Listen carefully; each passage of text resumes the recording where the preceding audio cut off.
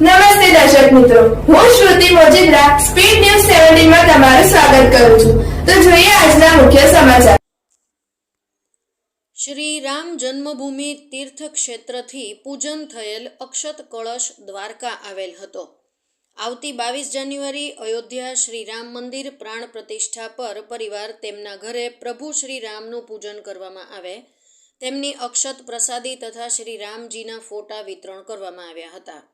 ઓખા નગરપાલિકા ward number 8 સૂરજ કરાડી શ્રી આવડ માતાજીના વિસ્તારમાં પ્રભુ શ્રી રામની પ્રસાદી દેવામાં આવેલ હતી. ઘરે ઘરે અયોધ્યામાં શ્રી ભગવાન રામજીનું મંદિર બની રહ્યું છે તો દરેક સમાજના લોકોને ગૌરવ લેવાની વાત છે, કારણ કે અયોધ્યા શ્રી રામજીની જન્મભૂમિ છે. એના પર જ રામજીનું ભવ્ય મંદિર બની રહ્યું છે. આ મંદિર બનાવવામાં ઘણા બધા વિઘ્ન આવ્યા હતા. કોર્ટ કચેરી સુધી લડાઈ લડવી પડી છે. અત્યારે અયોધ્યામાં શ્રી રામજીનું મંદિર બને છે અને આખા વિશ્વમાં ચર્ચાનો વિષય છે.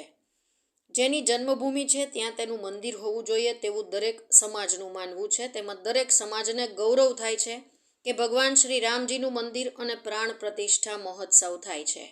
રિપોર્ટ હોથીભા કેર અને કનૈયાભા કેર.